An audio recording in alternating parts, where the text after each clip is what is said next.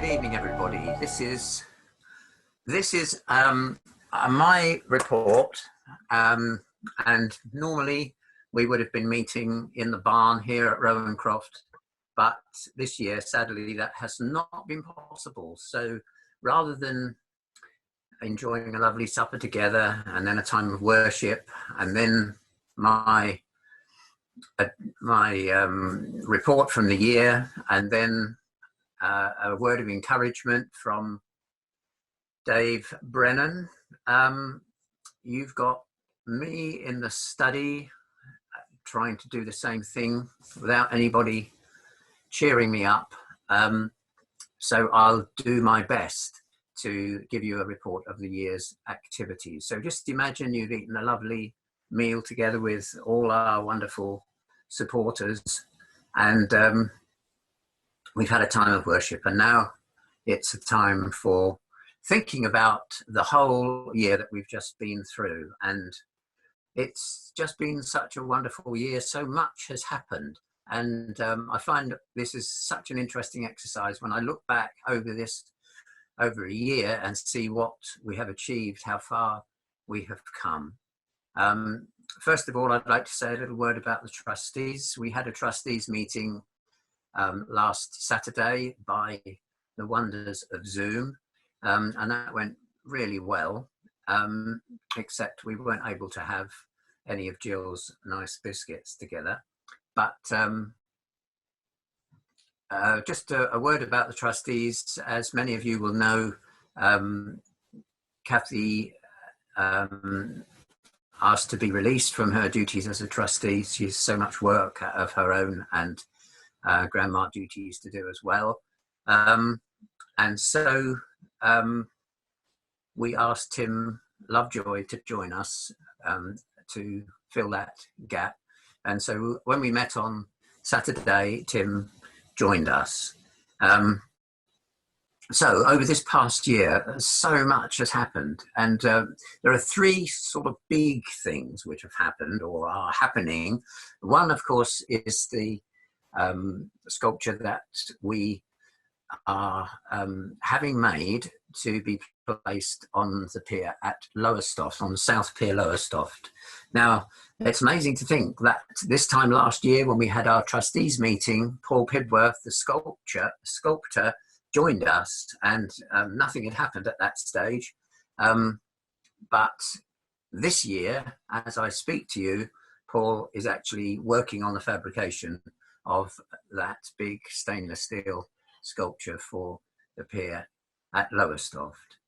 After years of negotiating with various bodies and officials, we applied for planning permission last August, and on the 12th of September that permission was granted.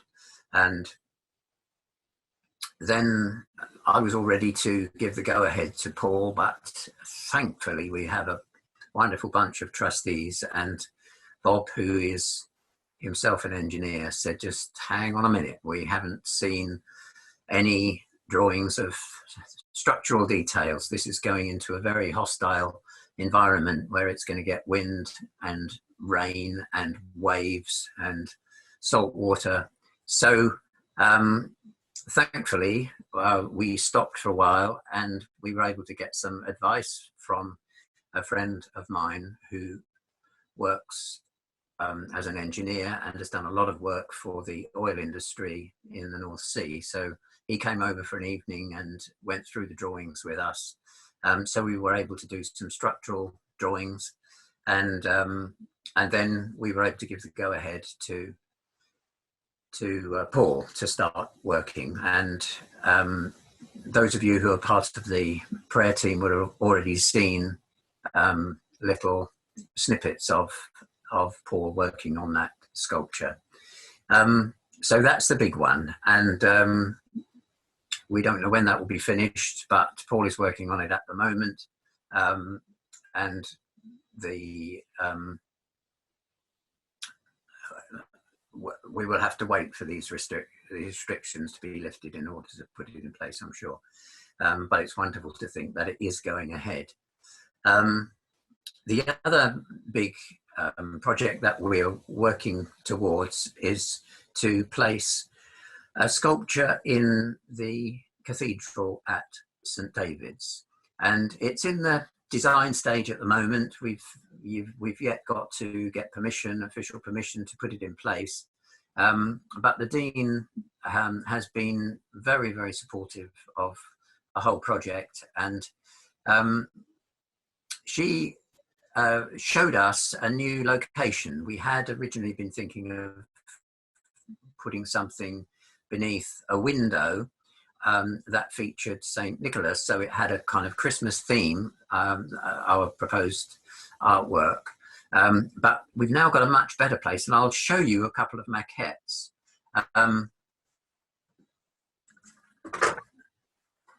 This will give you an idea.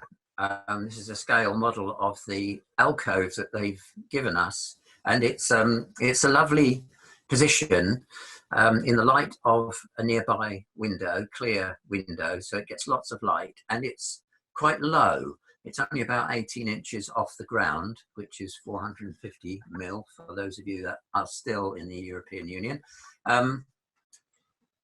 And we talked about all sorts of possibilities of how we would use this alcove.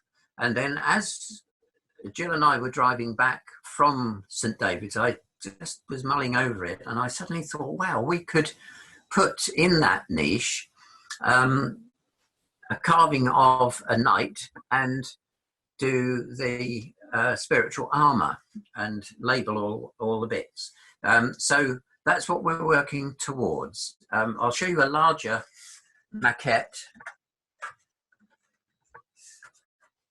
of the actual sculpture that we're thinking of, and we've now done templates of all the different bits of him, and dear Kathy is working for us on getting a really lovely layout and lettering, which of course has got to be done both in Welsh and English, so that's going to be fun. And that will be a fun project for the team to work on here. But of course, we've got to go through all the hoops and get faculty to put it in place in the cathedral. But that's a lovely prospect to do that. The other major thing that we're giving a lot of thought to is a sculpture for a village called Ashby St Ledgers, which is in Northamptonshire, not far from Daventry. And I've talked with you all about this before. What we are proposing for the sculpture there is a large crown of thorns. I mean, really large, about 2 meters in diameter, which will carry 77 thorns. And these will be made by churches along the route of the Via Beata. Ashby St Ledgers is a village where the gunpowder plot was hatched years ago, and it speaks of division in the church, and we felt we really would love to do something that would speak of forgiveness and unity. So the idea is that this big crown of thorns would carry thorns, large thorns, and I'll show you some patterns that we've been working on. And the idea, these would be made by churches all along the Via Beata route, and then have an event to actually bring them together and put them in place together with a service of reconciliation. So let me just show you, the team here have been working on some kind of prototype patterns from which we will make molds and then cast them in glass. I have some examples here. 2 of them here are made from wax, because we thought churches, a lot of churches would have plenty of old candles which they could carve, because the actual original pattern could be made of almost anything: clay, plasticine, wood, wax, and will bear the word forgive.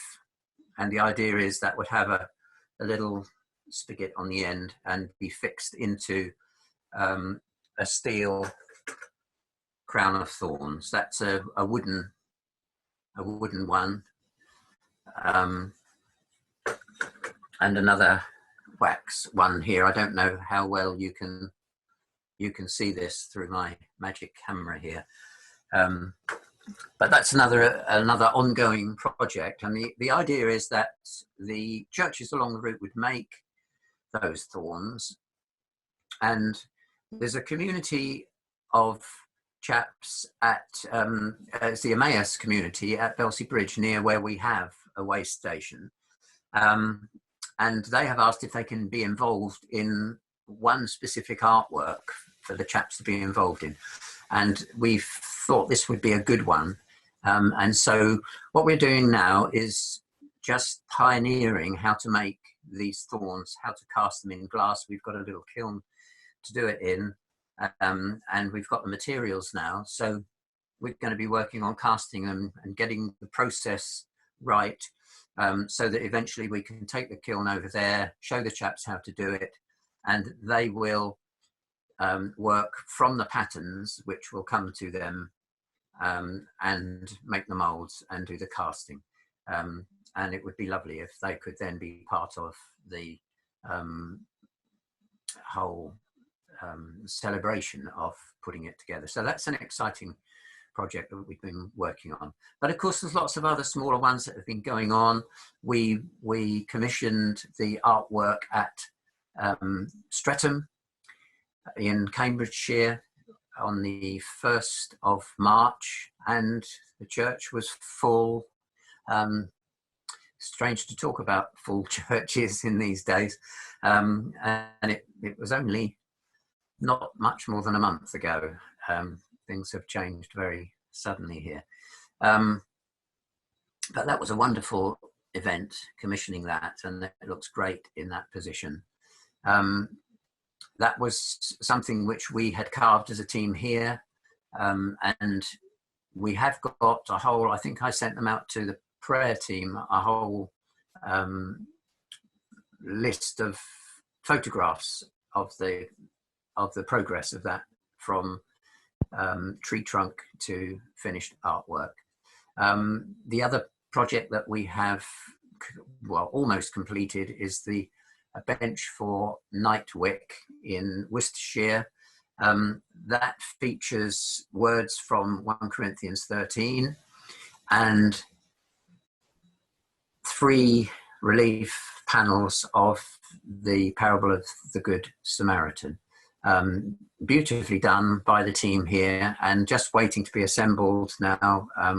With the lockdown, we're not able to get that done, so that's just waiting to be finished and put in place. A number of places along the trail, we have things have been happening. At Letterston, just about 20 miles short of St David's, we are hoping to place a way station. That has been held up for a number of reasons for a number of years, but now last September we were able to meet with the vicar there and another couple and talk through this way station, and we haven't done a design for that yet. That's going to be next on the list.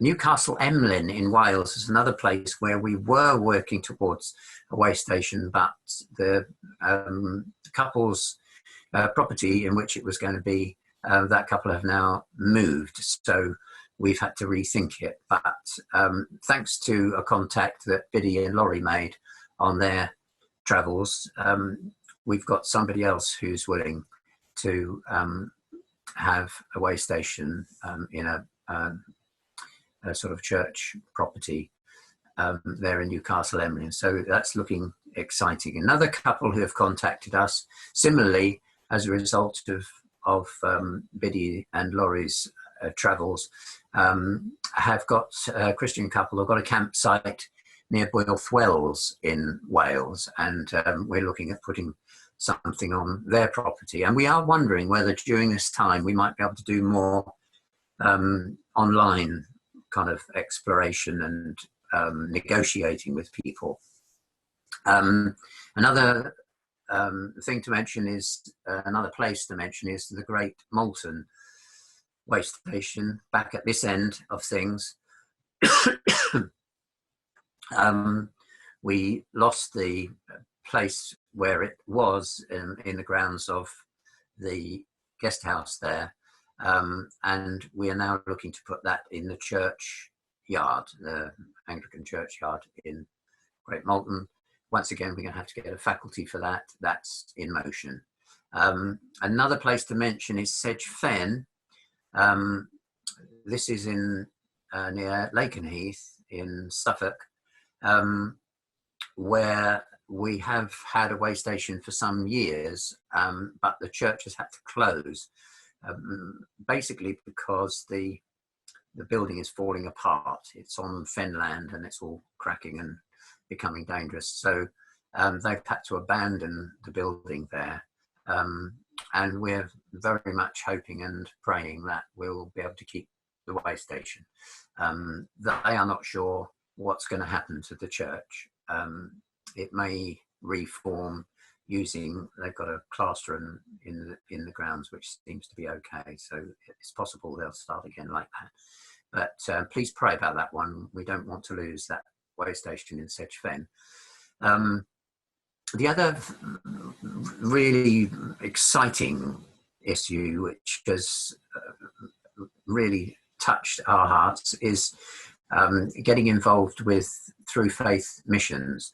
They are a wonderful organisation that are committed to sharing the gospel on foot, and they have asked if they can partner with us with the Via Beata Trail.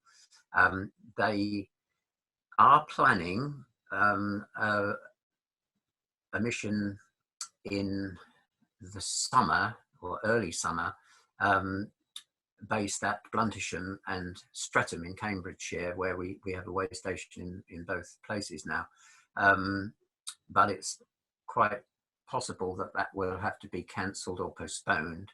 However, what is even more exciting is next year, 2021, they are planning to evangelise the whole trail with 2 teams, one starting at each end, one at Lowestoft, one at St David's, working back towards the middle and evangelising all the villages and hamlets along the route, and then ending up with a jamboree in the middle. So that's very exciting and really wonderful to think that the Lord is going to use this whole project as a vehicle for his word to be proclaimed, not just by the artworks, but by people using the trail. We find this so encouraging. A lovely, lovely team of people with a real heart for God. Brilliant. I ought to just mention finance. We are in a healthy position financially. However, we do realise that with the Lowestoft project now actually taking place, we are going to be faced with some significant bills to pay. But the Lord has been faithful over the years, and we're trusting him in this matter. We don't feel that after all this time getting those doors open and moving forward that he's going to let us down now. So please join us in prayer for the means to pay Paul Pibworth, the sculptor, on time. We don't want to leave him hanging about, his self-employed chap.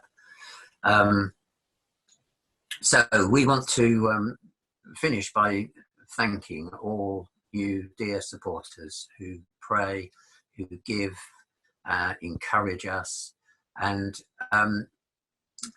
I particularly want to thank Biddy and Laurie. They have been so faithful in walking this trail, pioneering the trail, finding the best routes, meeting people, sending us contacts, which we've been able to follow up. Many of our way stations have sprung from their adventures.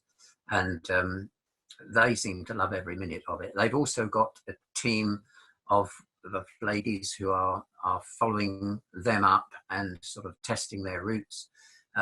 We want to thank God for all of them. So really that just about sums up this amazing year that we've just been through. And here we are, stuck at home, which is brilliant because it means for us here we can catch up with a lot of design work and administrative work that has just been waiting a long time. So we thank God for everything that has taken place. And we just are just amazed at what God is doing. He is such a faithful God. Thank you all. God bless you.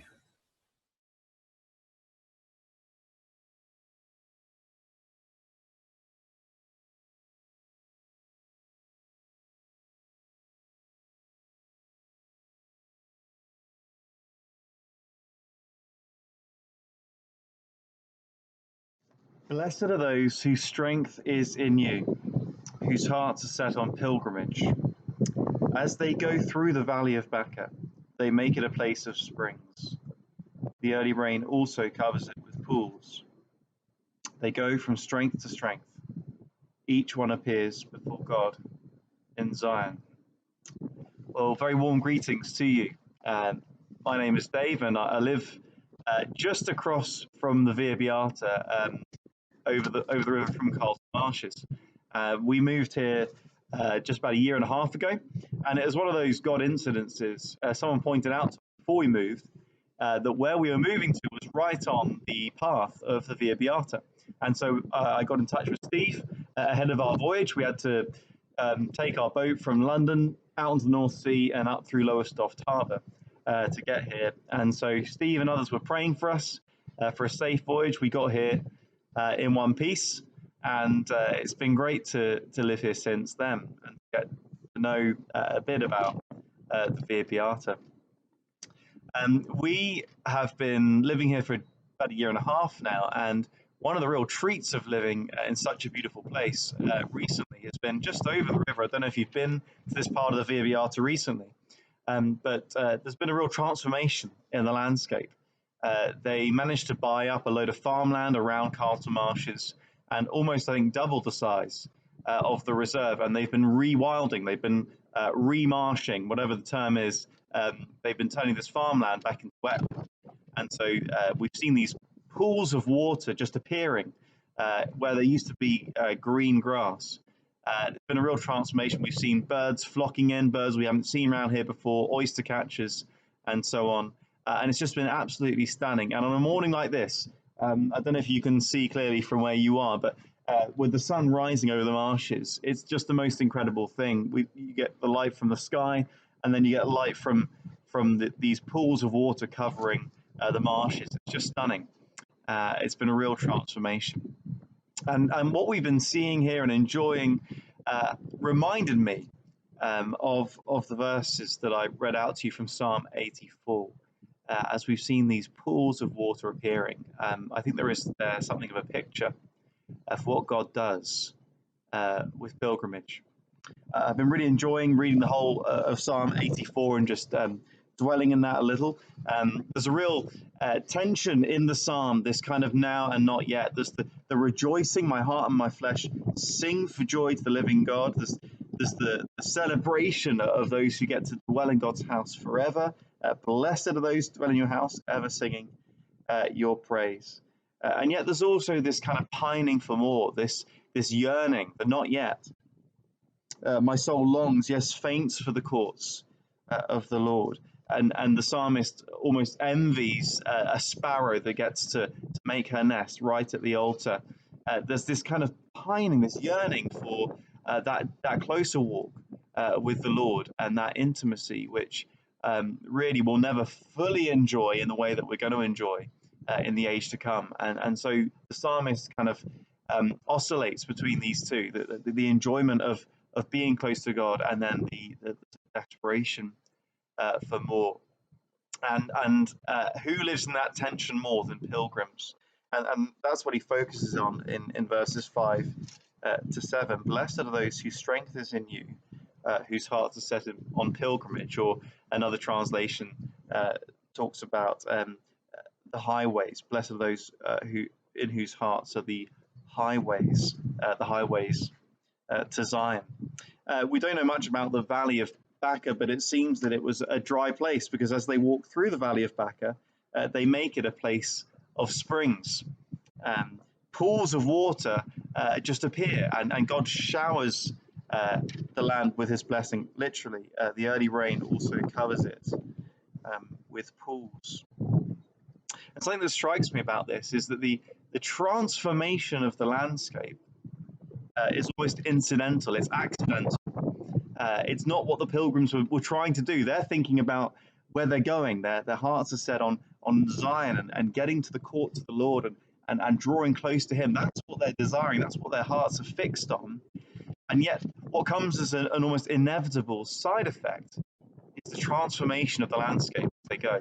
Now, many commentators seem to think that this transformation, the appearance of pools and springs, is primarily about provision for the pilgrims. They were going through this barren land, and we can feel like that, can't we? And God is bringing provision. He's giving the resources. He's looking after his pilgrims as they make their journey. And I think there is that here. But I think what's also here, and for me has always been forefront, is the transformation and blessing this brings, not just for the pilgrims, but for the wider community, that the people around their way of pilgrimage, the kind of the surrounding area, the blessing falls upon those along the way. And of course that can take many different forms, and we've seen how the Via Beata has done that. Wherever the pilgrimage has gone, we've seen a blessing to those who live in the surrounding area, a spiritual blessing, and we'll perhaps never see the half of it in this age. But when our hearts are set on pilgrimage, when our hearts are set on the Lord and drawing close to him, if that's what we're yearning for, if that's our heart's desire, fruit is going to come inevitably. And so I want to encourage you that as you set your hearts on pilgrimage, as you listen to his voice and you try to go his way, the blessing is going to come, not just for you, not just the provision. He's going to draw in those resources for this mission. He's done it already. He's going to keep doing it. But he's also going to bring a blessing to those who are along the way. Even if you're not thinking about how to do that, even if that's not on your agenda, it's going to happen inevitably if your hearts are set on pilgrimage. So I want to encourage you that the fruit and the blessing that this is going to bring along the way is inevitable as you set your hearts on pilgrimage. So I wanted to encourage us about the way in which God transforms the landscape as we pass through. But let's not fix our eyes on the fruit. Let's not get distracted. Let's not be fruit chasers, but let's be God chasers. And let's fix our eyes on him, keep our hearts set on pilgrimage. And wherever we are given the privilege of seeing those blessings, let's turn that back to praise, but let's refix our eyes on him, and he will take care of the rest. Well, I hope that's of some encouragement to you. I'm sorry not to be able to welcome you here to our home, which I think you can see in the background there, the white barge over there in the basin. We're sorry not to welcome you to our home this time. God willing, in the future we can. But God bless you wherever you are, and may he bless you to be a blessing to others.